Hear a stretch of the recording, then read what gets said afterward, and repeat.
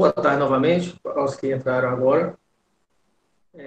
Estamos para mais uma aula, mais um encontro dessa semana. E essa semana, como estava anunciado lá no sistema, vai fazer uma rápida correção da última atividade de 15 dias atrás, do dia 8. E a gente vai falar um pouquinho desse novo assunto de hoje. Tá? O novo assunto de hoje vai ser a evolução dos seres vivos. Também é um assunto, é um tema que é estudado no nono ano, a gente está seguindo lá esse assunto está lá no livro, tá? Eu vou apresentar uma tela aqui para vocês acompanharem melhor, tá? Vou compartilhar minha tela completa aqui.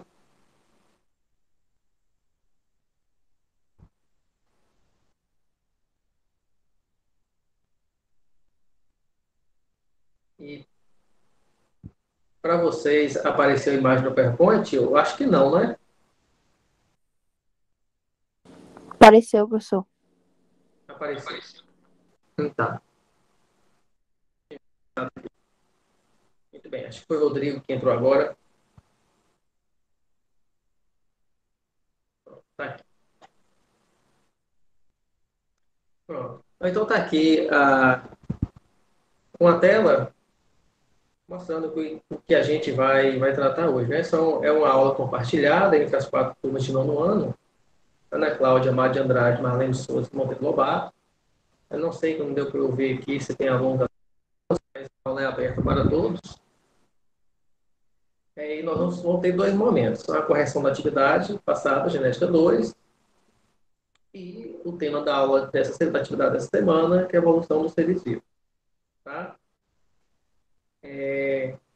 Qualquer um de vocês pode interromper a minha fala em qualquer momento, tá? Sem problema nenhum.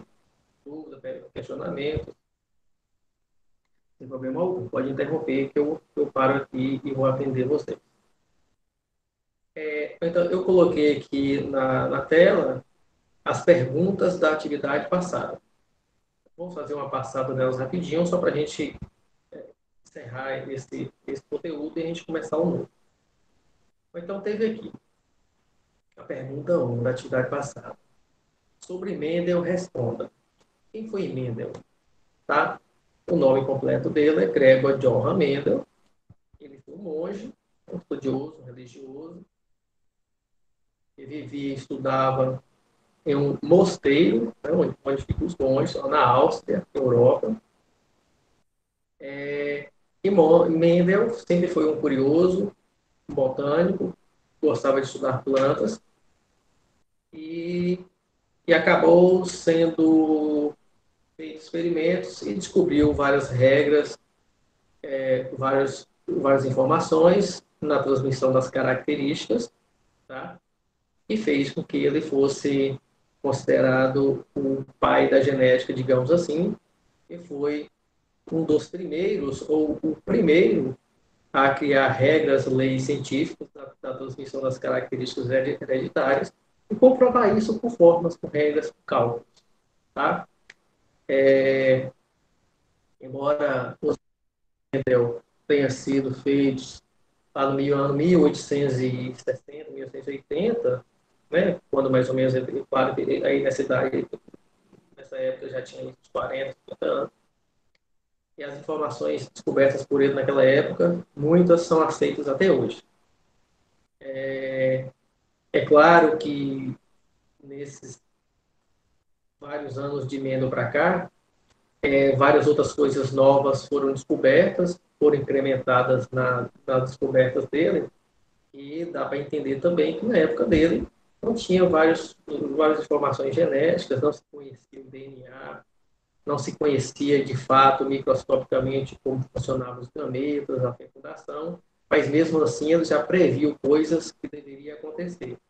E anos mais tarde, com a descoberta dos aparelhos, microscópio, DNA, isso só foi confirmando as coisas que Mendel já havia dito.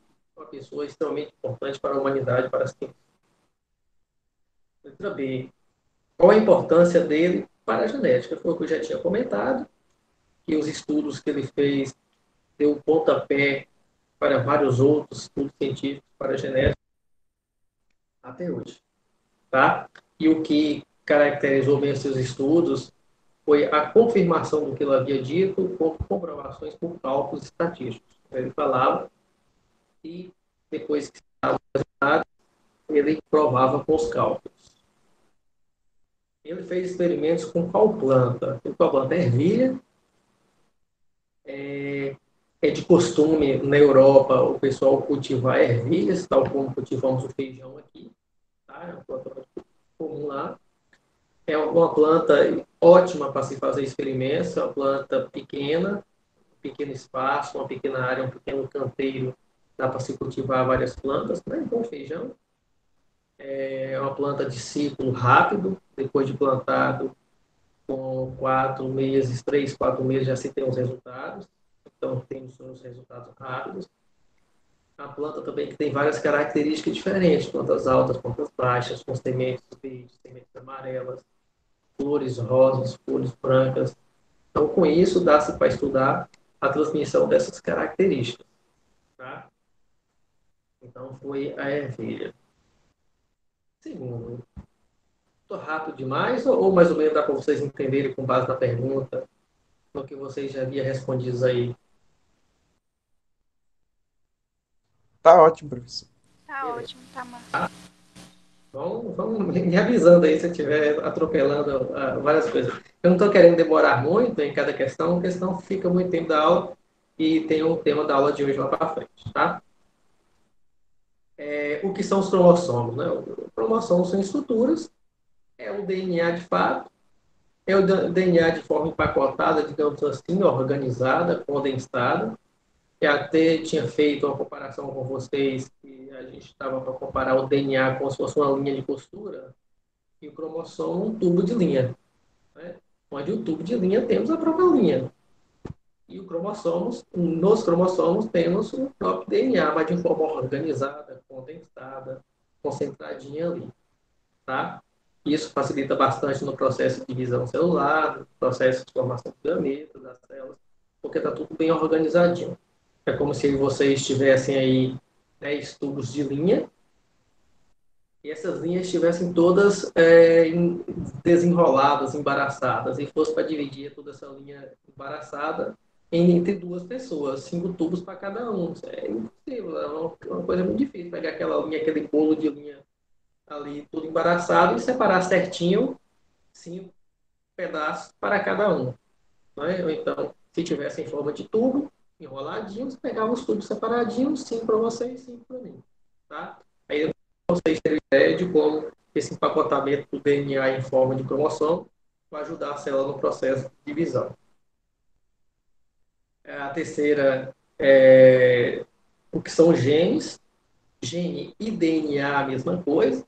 A questão é que um gene é apenas uma porção, um pedaço do DNA, onde vai ser responsável por alguma característica, pela produção de alguma proteína ou de alguma substância que o nosso corpo vai precisar. Os cientistas estimam que nós temos aí por volta de 200 mil genes. Precisamos, nosso corpo, para funcionar, 200 mil informações genéticas, que são os 200 mil genes. Digamos assim. E se o DNA tiver algum problema em determinado pedaço, em determinado gene, aquele pedaço que vai ser responsável por determinada informação genética, a pessoa vai apresentar aquela doença de acordo com a porção do DNA que sofreu defeito. Tá? A quarta questão, eu coloquei ela sozinha na tela, o enunciado é um pouco grande, então vamos lá. Sabemos que na espécie humana, a quantidade de cromossomos por célula é 46. A tendência seria dessa quantidade ir aumentando a cada reprodução. A criança pegaria 46 cromossomos do pai e também 46 cromossomos da mãe, e ele nasceria com 92 cromossomos. Mas isso não acontece. Por que essa quantidade continua fixa em 46? Você deve se lembrar, porque isso se deve a um processo de divisão celular especial que o nosso corpo, os seres vivos possuem, não só nós. Essa divisão especial chama-se meiose. Essa divisão nos animais ela vai ser importante na formação dos gametas. No caso, nós, os animais, espermatozoides nos machos e óvulos nas fêmeas. Então, esse processo de meiose, o próprio nome já fala, ela vai pegar essa quantidade de cromossomos, 46 que possuímos, e dividir ao meio. Ou seja, o processo de meiose vai fazer com que o nosso corpo produza espermatozoides com 23 cromossomos e vai produzir óvulos com 23 também. O espermatozoide com 23 e o óvulo carregando 23 também, a metade, quando eles se unirem no processo lá chamado fecundação, vai restaurar a quantidade original de 46. Então, essa meiose no nosso corpo, ela vai ser responsável apenas para produzir gametas. Nas mulheres, a meiose ocorre apenas nos ovários, nos óvulos, né? Para produzir os óvulos lá dentro dos ovários. Nos homens, apenas nos testículos para produzir espermatozoides. Só nas glândulas sexuais, nas gônadas chamadas, que vai ocorrer a meiose. No restante do nosso corpo, é a divisão chamada mitose, onde a célula vai produzir outra igual, para restaurar feridas e assim por diante. Tá? Mas a resposta aí é porque existe a meiose. A meiose divide a quantidade de cromossomos de uma célula ao meio, meio com meio volta aos 46 originais. Ok? A quinta pergunta, na genética, o que significam os termos haploide e diploide? Como havia dito para vocês, os cromossomos do nosso corpo, das nossas células, eles estão organizados aos pares. Um representante do par recebemos da mãe e o outro representante do par recebemos do nosso pai.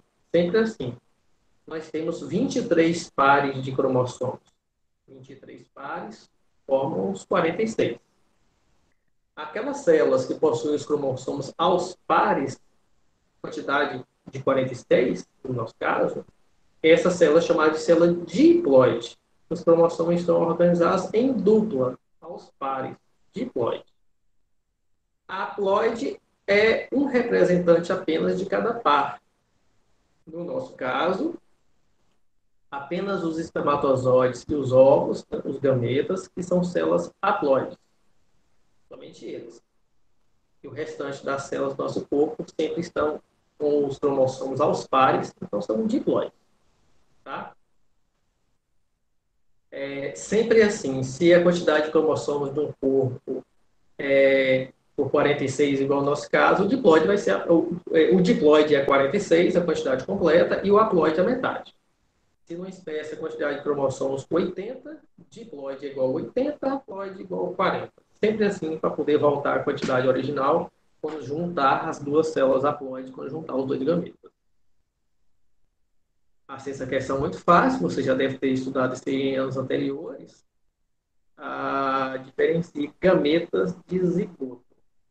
Gametas são as células reprodutoras e zigoto é aquela célula formada pela união dos gametas.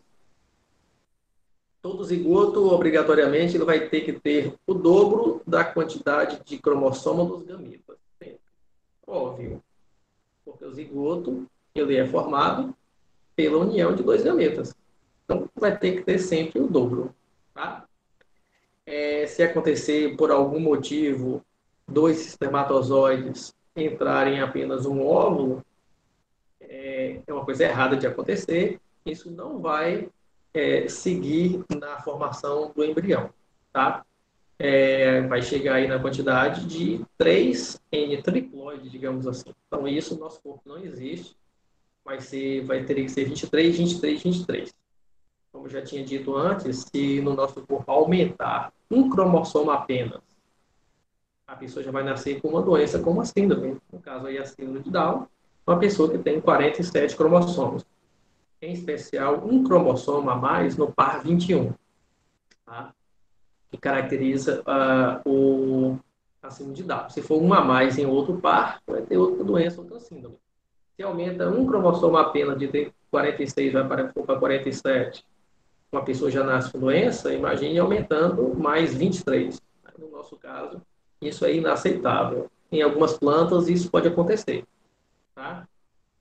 Plantas triploides, elas existem, e melancia, algumas espécies de feijão, isso é aceitável. Os animais, não. Sétima e última, se eu não me engano, o que são os cromossomos sexuais? E de que forma eles determinam o sexo de uma pessoa? Os cromossomos sexuais é um par de cromossomos especiais, digamos assim, dos 23 pares. Foi nomeado que em nós humanos é o último par 23, o nome deles. E esses cromossomos eles receberam nomes. Desse par de cromossomos pode ter o cromossomo do tipo X e do tipo Y. São os cromossomos que vão determinar o sexo de uma pessoa. O próprio nome já fala, cromossomos sexuais. Vão determinar o sexo de uma pessoa. Se desse par tiver os dois representantes iguais, X e X, essa pessoa vai ser sexo feminino, vai ser uma mulher. Se encontrar o cromossomo X com o cromossomo Y, se no par 23 tiver um do tipo X e um do tipo Y, a pessoa vai ser sexo masculino, homem. Não existe a possibilidade de um encontro Y com Y, tá? Porque a mulher não tem Y, então ela não vai enviar cromossomo Y para o seu filho. Mas se porventura vamos imaginar que isso acontecesse, essa pessoa, esse embrião, não é gerado, não nasce, porque o nosso corpo precisa obrigatoriamente de ter genes presentes no cromossomo X. Tá?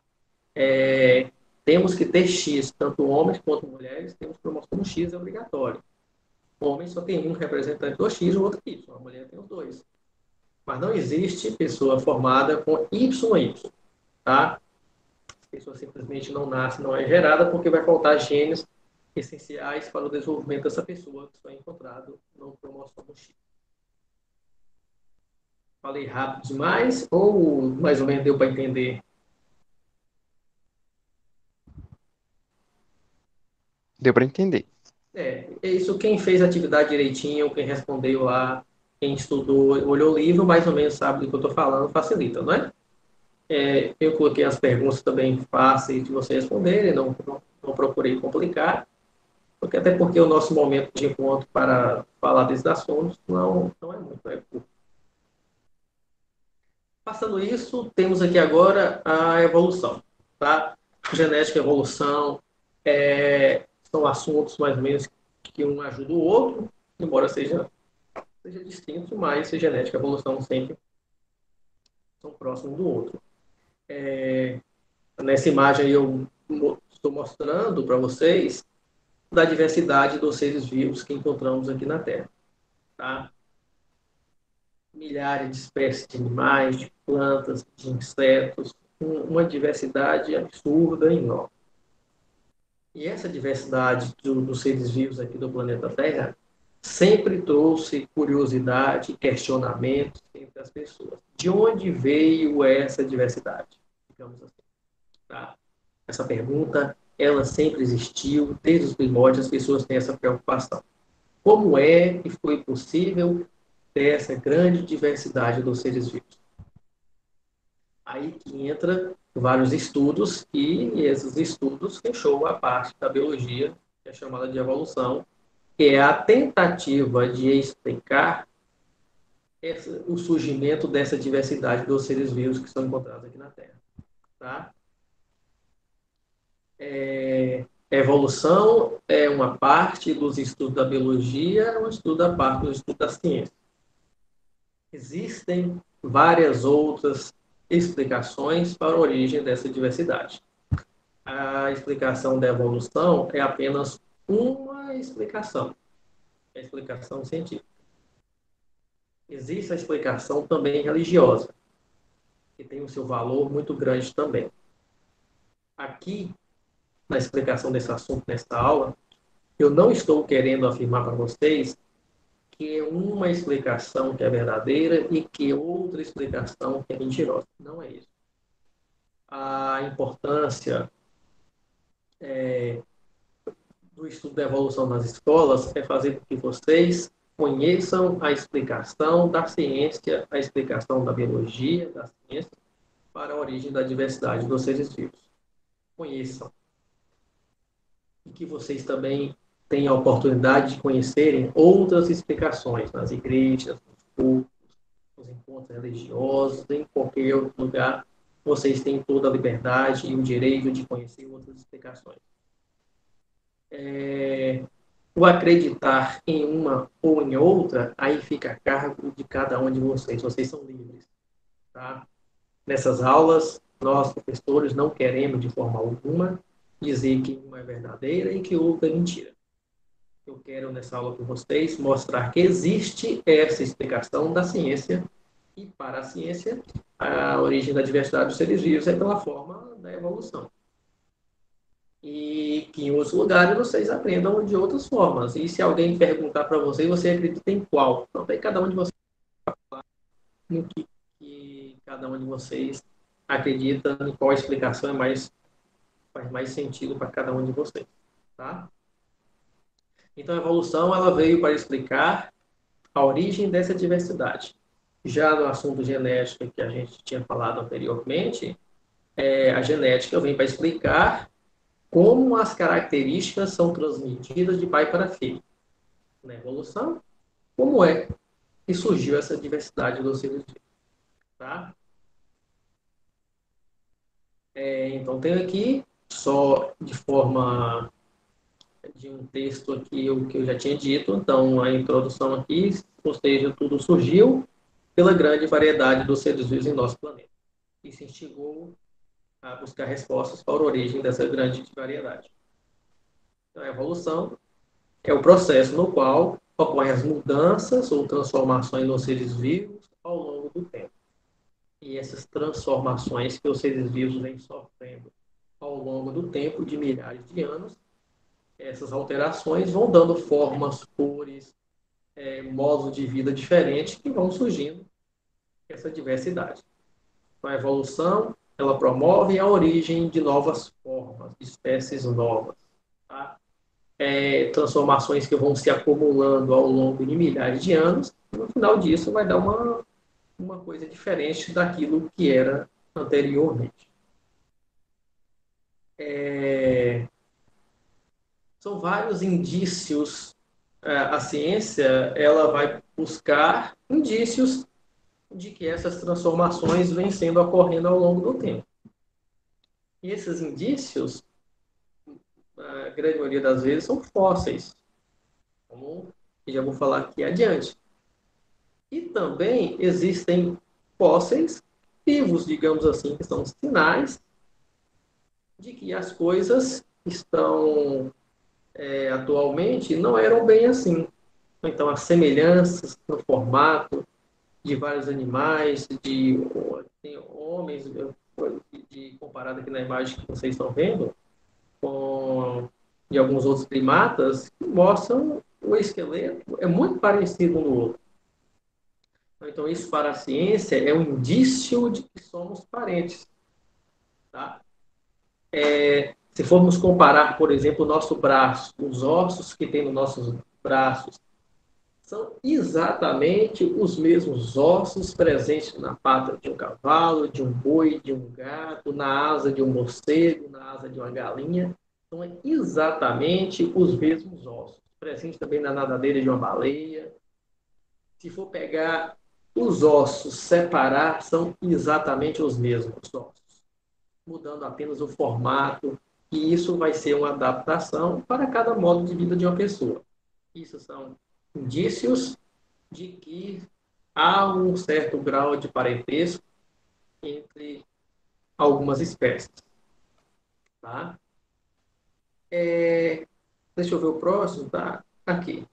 Porque o criacionismo, foi o que eu havia dito para vocês antes, existem outras explicações para a origem dessa diversidade. Uma delas é a explicação divina, a explicação religiosa, chamada de criacionismo. De que todos os seres vivos presentes no planeta Terra, no mundo, são criaturas divinas, são criaturas criadas por Deus.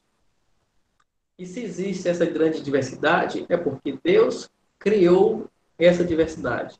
Então, Deus já tinha criado essa grande diversidade dos seres vivos. Então, esse é o criacionismo. Essa é uma explicação religiosa. Eu coloquei, tem essa imagem aqui que eu estou comentando para vocês, ela não é científica. O criacionismo ele não é, de certa forma, estudado na evolução. Tá? É uma outra teoria, diferente da evolução. Mas eu coloquei aqui para vocês entenderem que a teoria científica da evolução não é a única, que nem é a verdadeira absoluta, nem traz a verdade absoluta. Só traz uma explicação, que é a explicação científica. Existe a religiosa também. Tá? A ciência, para trazer suas informações, ela vai buscar em pesquisas indícios, sinais de que há muito tempo atrás essa diversidade não era exatamente como a que temos hoje. Então, a religião, a evolução entende que essa diversidade que temos hoje, ela não era a mesma diversidade que tínhamos há milhões de anos atrás. E essa informação, ela é baseada em pesquisas em fósseis. Tá? Alguém de vocês tem a liberdade de falar para mim o que você acha, o que é um fóssil? Tem a liberdade, pode falar. Não tem problema errar, tá? Nós estamos aqui para poder bater papo sobre isso. Alguém tem a liberdade para falar? O que acha que é um fóssil? O que é um fóssil?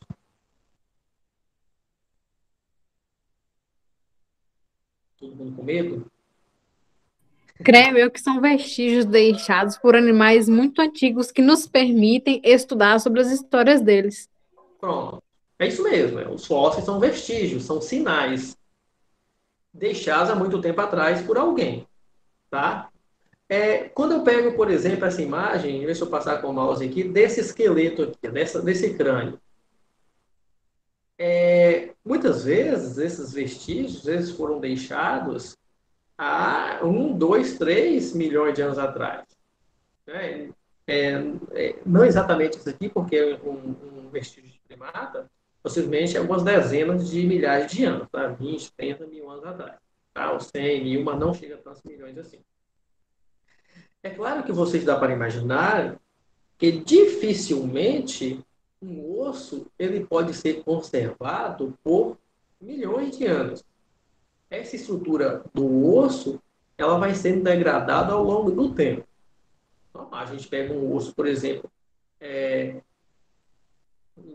uma pessoa que morreu lá no cemitério, com o passar do tempo, esses ossos vão se deteriorando.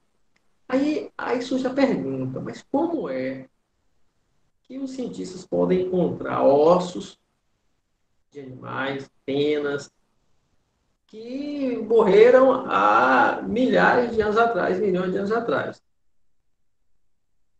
O que acontece é, na grande maioria das vezes, esses fósseis que os cientistas encontram não são os ossos verdadeiros. São sinais de que aquele osso, sinais que esse osso deixou lá no solo, lá na rocha.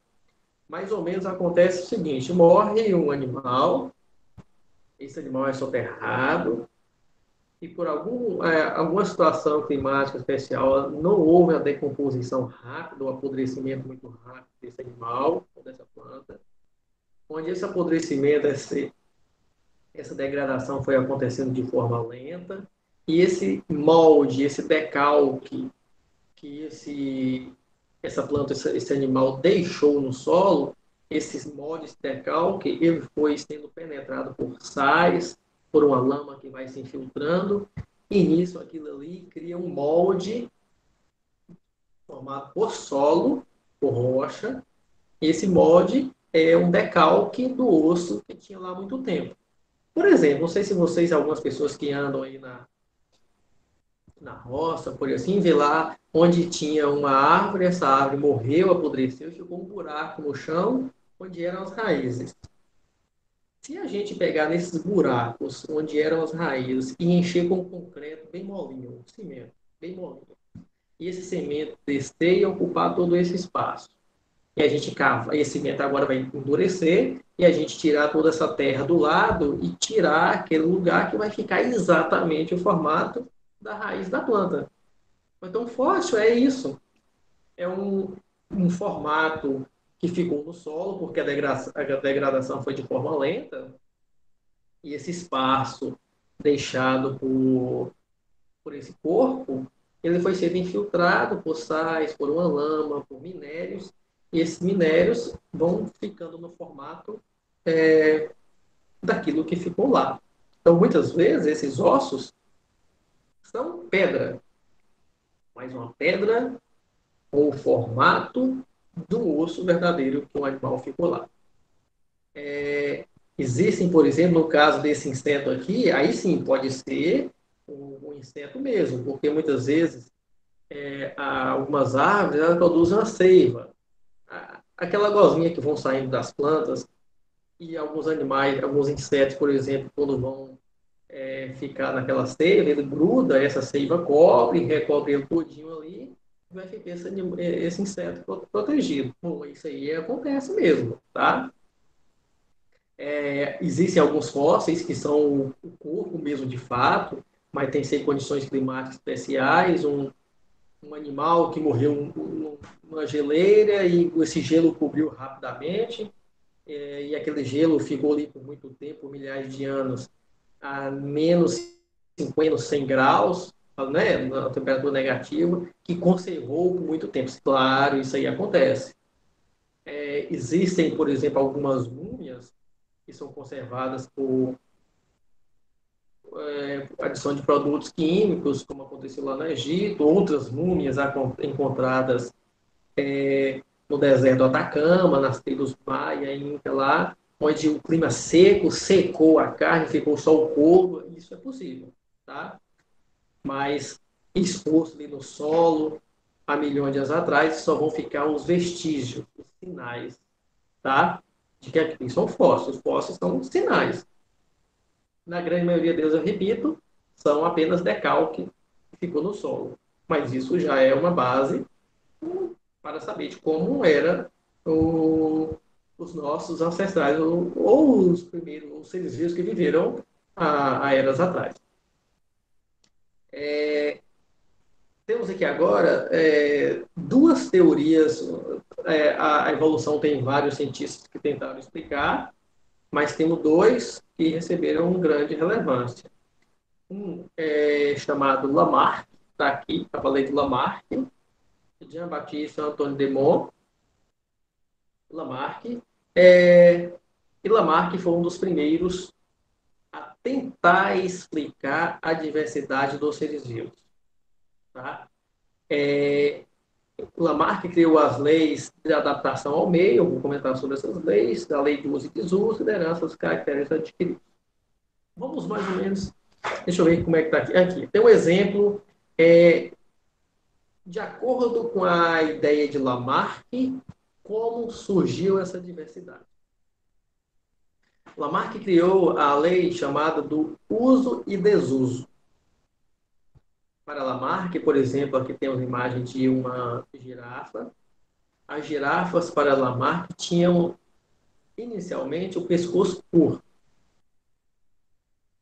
E de tanto a girafa esticar o pescoço para alcançar as folhas mais altas, esse pescoço da girafa foi crescendo, foi ficando grande. Ou seja,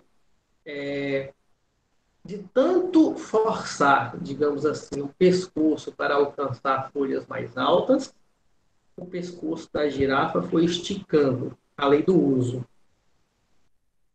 E essa característica pescoço grande da girafa, que foi do forçamento para alcançar folhas mais altas, essa característica foi sendo transmitida para os filhos da girafa.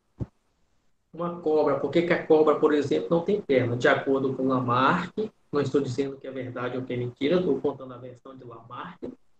As cobras, de tanto rastejar, viver debaixo das folhas, debaixo dos galhos, foram deixando de usar as pernas. E com isso, o desuso das pernas foram fazendo com que as pernas foram ficando mais curtas. E de acordo com Lamarck, com o passar do tempo, essas pernas foram sumindo. Voltando aqui, então, todo o processo evolutivo, ele se baseia numa adaptação do meio. Opa, aqui, voltando, aqui. Então, a girafa, a cobra ou qualquer outro animal, eles vão sofrendo modificações para se adaptar melhor ao meio. A lei de Lamarck, a lei do uso e desuso. Quanto mais usa, esse órgão desenvolve, quanto menos usa, esse órgão, essa parte do corpo atrofia. E os filhos vão herdando as características adquiridas pelo seu uso e desuso. Com o passar do tempo, os cientistas foram encontrando vários erros nessa teoria de Lamarck. Alguns poucos órgãos apenas, principalmente os musculares, eles conseguem se desenvolver com o uso. Uma pessoa que vai fazer um trabalho de musculação com o braço, aquele músculo vai ficar mais desenvolvido mesmo. Uma pessoa que sofreu um acidente, ficou de cadeira de roda, perdeu o movimento das pernas. Com o passar do tempo, essas pernas não vai sendo exercitada a musculatura, essa musculatura das pernas vai se atrofiando. Tá? Isso é verdade. Mas isso não se aplica, as pessoas foram descobrindo com o tempo, né? Os cientistas foram contestando essa teoria de Lamarck. Isso não se aplica à evolução dos seres vivos. De acordo com Lamarck, por exemplo, se a gente cortasse um rabo de um rato, e esse rato com o rabo cortado tivesse filhos, filhotes também deveriam nascer com o rabinho cortado. E as pessoas foram vendo que isso não acontecia. Então, essa teoria de Lamarck ela foi sendo contestada, e essa teoria de Lamarck ela não é aceita mais cientificamente. Mas, mesmo assim, faz parte da história da evolução. Foram uma das primeiras tentativas para explicar essa diversidade dos seres vivos que temos. De acordo com o Lamarck também, ele falaria, os gafanhotos são verdes, porque ele vive lá na grama, nas folhas verdes, e ele vai comendo a grama, e as folhas são verdes, e ela vai ficando verde também. Então, o Lamarck falava que era isso. E não é assim que funciona, tá? Mas a ciência considera Lamarck como uma pessoa importante, porque foi um dos primeiros a tentar explicar essa diversidade, tá? A lei do uso e desuso é a lei que não vale mais. Então, está aqui. Segundo Lamarck, as girafas teriam, a princípio, pescoços curtos e viveriam em ambientes onde a vegetação era rasteira. E com essa alimentação rasteira foi ficando escassa, ela foi precisando esticar o pescoço para alcançar as folhas mais altas, e com isso foi ficando com o pescoço comprido. Tá? Mas essa é a teoria que não é aceita mais.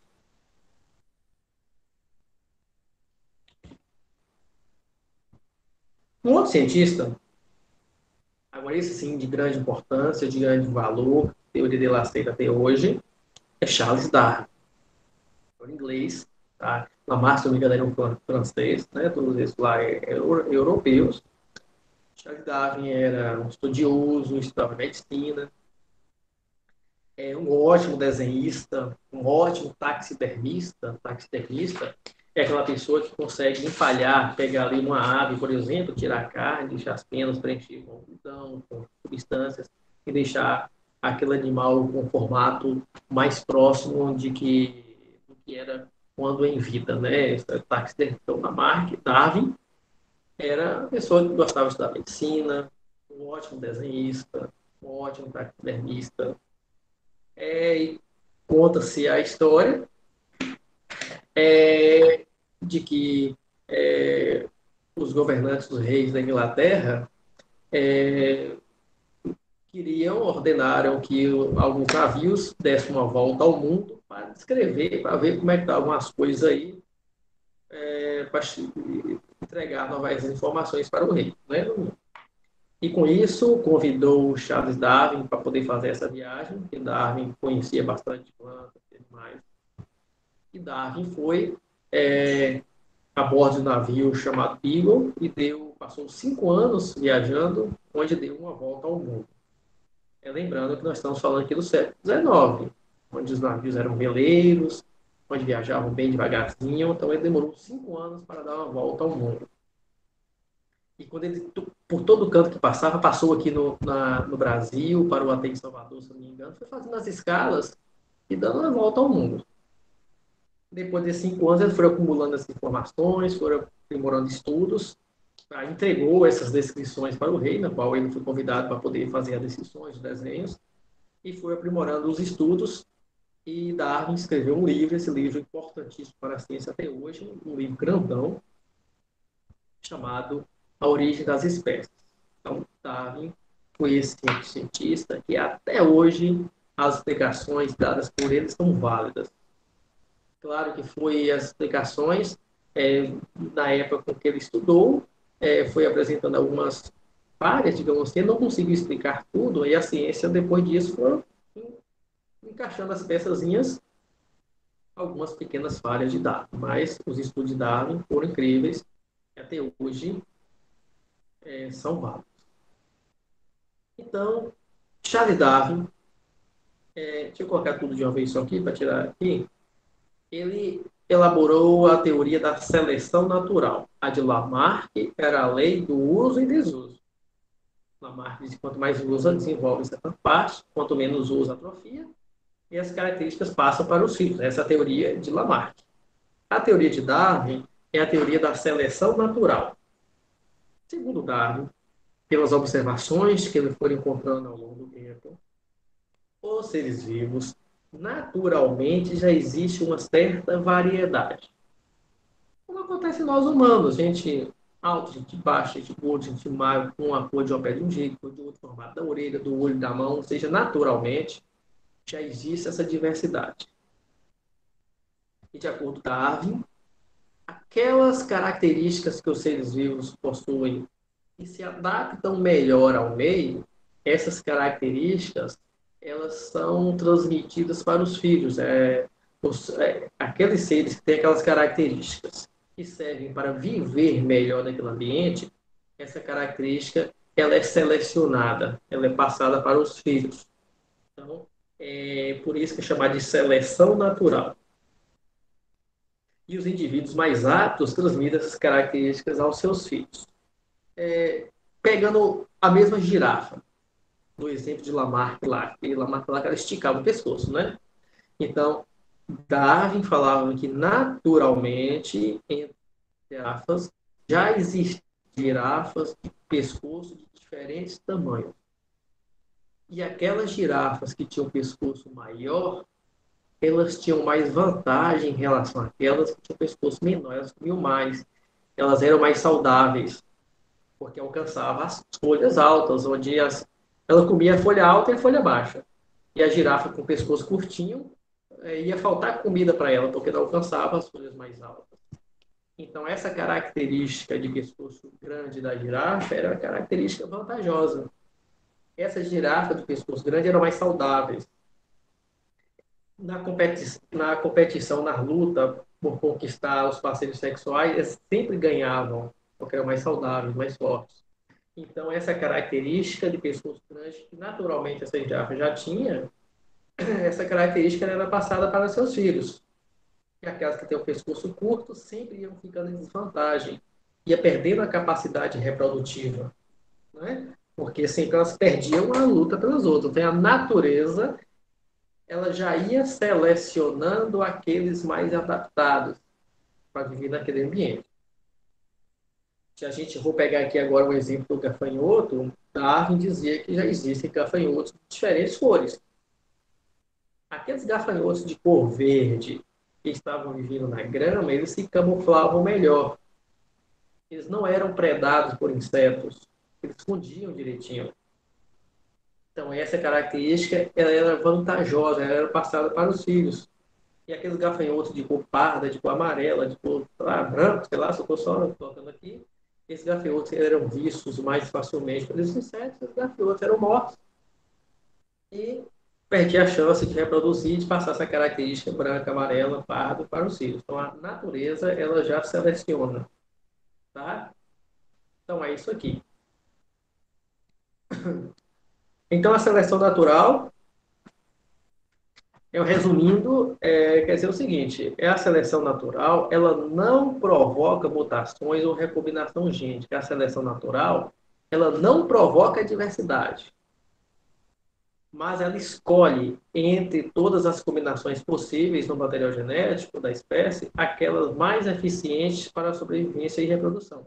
Então, a seleção natural, ela apenas é uma seleção daquelas variedades de características que já eram existentes. Darwin não soube explicar a origem dessa variedade. Perdão, né? Ele não soube. Não porque ele não tinha capacidade de explicar, é porque na época não existia essa informação genética. Né? Em 1800 não se sabia do DNA. Tá? Então, como é que ele vai explicar mutação sem saber de DNA? Então, algumas falhas Darwin foram deixando, e os cientistas depois foram corrigindo essas falhas. Ou seja, mutações e recombinações gênicas são elas que são responsáveis por produzir a variabilidade entre os seres vivos. No meio dessa variabilidade, a seleção natural vai selecionar aquelas melhores para aquele ambiente, e isso vai promovendo uma adaptação dos seres vivos. Tá? Então, seria a seleção natural isso. Mais ou menos deu para vocês perceber a diferença da explicação de Lamarck para Darwin? Ou está confuso ainda? O que vocês acham? Deu, professor. Deu. Então, beleza. Tá? Então, segundo Darwin, a explicação para a evolução do pescoço das girafas se deve ao fato de que já existiam girafas que apresentavam pescoço com tamanho diferente, havendo, portanto, uma variação dessa característica. Aquelas características mais vantajosas, elas eram selecionadas. Aquelas desvantajosas eram excluídas pelo simples fato da reprodução. A natureza ela é cruel, ela não dá trégua. O mundo selvagem não tem pena de ninguém. O que está doente morre, o menos adaptado morre. Por exemplo, se uma galinha tiver lá 10 pintinhos, todos os pintinhos de cor marrom, 9 de cor marrom, e um pintinho ali nasceu branquinho, só se hipotético. Essa galinha está solta lá no quintal, no mato, lá no fundo das casas. Esse pintinho branco, ele vai ser mais visível a gavião, a gato, a cobras. Então, a chance de reprodução desse pintinho branco, ela é menor em relação aos outros. Ou seja, a grande chance desse pintinho morrer e essa característica branca não ser passada para frente. É isso que é a seleção natural. Tá?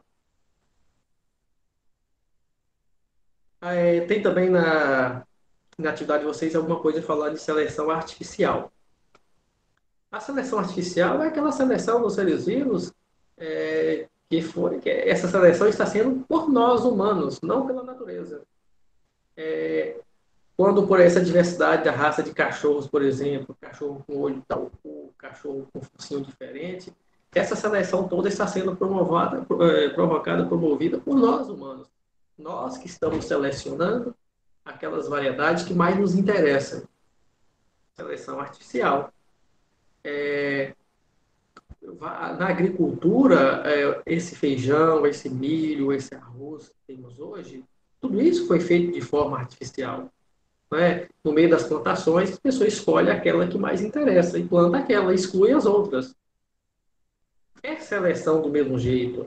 É uma seleção que vai promover uma variedade de plantas, uma variedade de animais. Mas essa é uma seleção provocada por nós que estamos selecionando. Essa seleção artificial ela é muito mais rápida, porque nós já direcionamos aquilo que nos interessa e vai promover uma variedade muito mais rápida. A seleção natural ela é de forma muito lenta, precisa de milhares de anos para essa variedade ir se confirmando no meio dos seres vivos. Tá? E temos uma outra imagem também, que acho que tem uma pergunta lá na atividade, que é um assunto também que está lá no livro, é uma árvore filogenética. Se os seres vivos foram sendo foram sofrendo transformações ao longo do tempo, essas transformações vão deixando rastro, vão deixando novos fósseis. E também dá para, digamos assim, traçar graus de parentesco entre as espécies, tanto de plantas quanto de animais. E esses graus de parentesco, eles vão sendo desenhados em uma árvore filogenética, em cladograma. Essa árvore pode ser de forma em pé, como está aqui, ou pode ser de forma deitada, mas são árvores, são cladogramas, também chamados, que mostram os graus de parentesco, onde vão sofrendo ramos, como vocês estão vendo aqui. Tá? Esses ramos vão mostrando também a variabilidade. Então, temos aqui 4 grupos de plantas. Talvez vocês já estudaram isso aí há um tempo atrás. Briófitas, pteridófitas, gimnospermas e angiospermas. Aqui traz, por exemplo, o ponto A, que são vasos condutores. Ou seja, vasos condutores são estruturas que não estão presentes nas briófitas, estão presentes depois do ramo. Isso quer dizer que briófitas não têm vasos condutores e pteridófitas, gimnospermas e angiospermas possuem, porque pteridófitas, gimnospermas e angiospermas, elas derivam deste ramo aqui. E o ponto A mostra a característica vasos condutores. O ponto B é sementes. Isso mostra que pteridófitas têm vasos condutores, mas não possuem sementes, porque a semente apareceu depois. E gimnospermas possuem sementes, mas não possuem frutos, porque frutos apareceram depois. E se fôssemos aqui traçar grau de parentesco, a gente poderia dizer que gimnospermas e angiospermas são mais próximas entre si, porque elas possuem mais características em comum. A única diferença entre elas, aqui nesse exemplo, são os frutos, que as angiospermas possuem e gimnospermas não. Mas elas trazem em comum a presença de sementes e a presença de vasos condutores. Então, quanto mais próximo é o ramo onde os dois representantes estão, isso mostra mais grau de parentesco, um parentesco mais próximo entre eles. Tá? Então, a árvore filogenética seria uma representação para se mostrar grau de parentesco, características presentes em um e outro. E nesse caso aqui, quanto mais para frente vai passando, isso mostra também que é o surgimento mais recente dessa espécie na natureza. Onde aqui desses 4, mostra que angiosperma, aqui, foi a última que apareceu, que está acima, e vai ficando para a direita. O ramo dela é o último que foi aparecendo. Não é? E a mais antiga de todas seria briófitas, os musgos, que surgiram desde o primórdio, antes desses 3. Então, a árvore filogenética, mais ou menos, é para isso. Com isso aqui, eu encerro a apresentação e abro para vocês conversarem, baterem papo aqui, porque senão vai ficando muito, muito longo. Então, tá aqui, já está dando mais ou menos aqui quase 1 hora. Tá? Quando passa o tempo, o vídeo fica muito curto, fica até ruim para quem vai assistir depois. Fica cansativo também. Né? Essas aulas, geralmente, a gente marca, a gente participa de aulas mais ou menos um tempo aí de 1 hora. Cansativo. E vocês estão livres para perguntar, falar, reclamar. Tem também, eu acho que foi um questionamento de Rodrigo na reunião que tive. O Rodrigo está aí? Eu tinha visto que ele entrou, não sei se está aí ainda. Rodrigo tá, professor.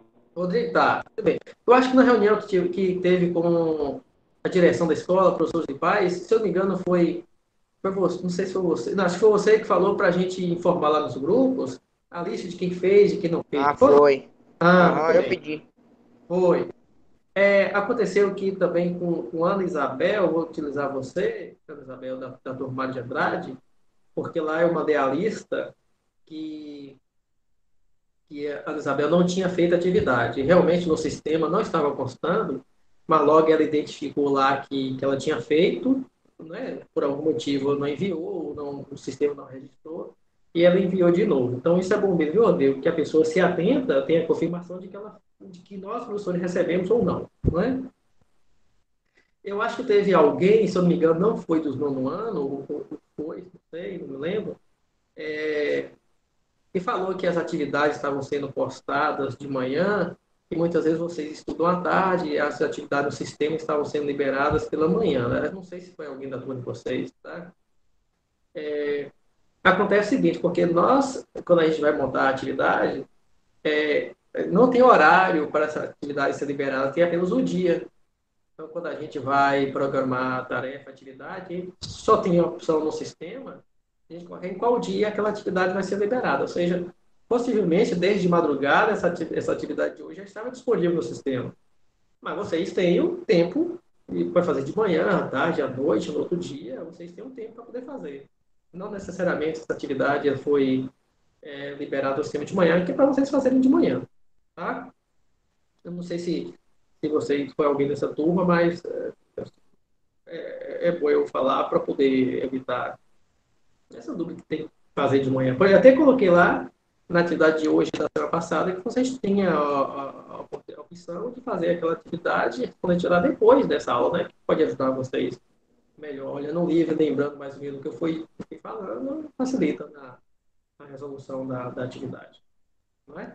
Ô, professor, igual de vocês também, que as atividades de sexta-feira, muita gente, assim, demora mais para fazer, né? Porque tem muita gente que tá fazendo algum serviço de casa ou trabalhando, e aí acaba deixando para fazer no sábado. Às vezes mesmo, eu até faço na sexta, só que acaba que não dá tempo de enviar a foto, e eu mando a foto pro professor no sábado, devolutiva da atividade. Não tem, na minha atividade, do meu ponto de vista, não tem problema nenhum, não é? A atividade for enviando depois. O que é ruim são as atividades que forem enviando muito tempo depois, 10 dias, 15, porque aí a gente vai perdendo o controle no sistema que eu entro e faço os meus registros das atividades que foram recebidas, e todo fim de mês a gente tem que enviar essa lista para a escola ter ciência de quem está fazendo a atividade. Então, se a pessoa demora muito para enviar, eu vou fazer a lista, mandar para a escola como informação e a atividade de vocês chega depois. Então, é só para vocês terem a atenção de não demorar muito, porque aí eu posso... Nós professores, não só eu, né? A gente manda a lista para a escola e vocês mandam a atividade depois, aí a lista vai ser o nome de vocês. Tá? Então, é isso. Mas não tem problema nenhum, não, tá, Rodrigo? E demais colegas. O que mais?